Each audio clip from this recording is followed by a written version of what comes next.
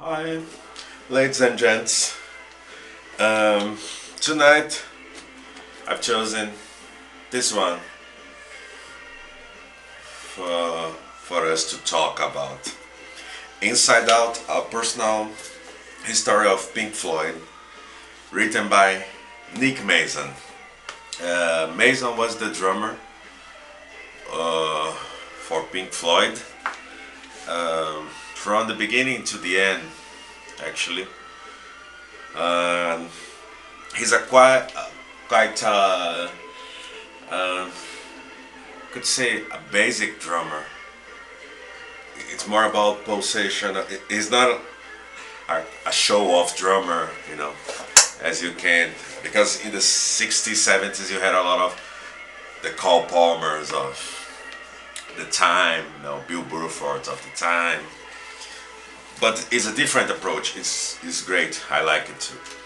And this book is also wonderful because you can also find a great, not just writer, but a great analyst of the time where Pink Floyd was formed.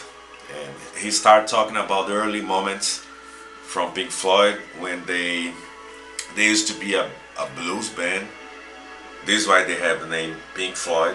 His name in a kind of tribute to two bluesmen, Floyd Anderson, something like that. You can check it.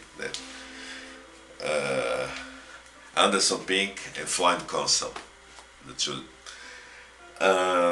And then he said about the first moments when Mason was an architecture student, such as Roger Waters. So they, since the beginning of Pink Floyd, they were working with this combination of different arts. Can be music, images, because it was at the moment people were doing that. Have more open moment to do this. And Mason is also, he tells about some backstage stories. For example, when Syd Barrett was fired for the band, and he was fired in a typical 60s, 70s way. They just forgot to pick him up to a concert, and he said that they had a dialogue, and somebody said, "Oh, should we pick Syd?" And nobody replies, so they just follow, because at that moment David Gilmour was in the band. They had a brief period working as a quintet with two guitars and two singers. It's also great because you see the changing. He tells in the book the changing about the Pink Floyd's a very interesting band because it had at least 4 leaders.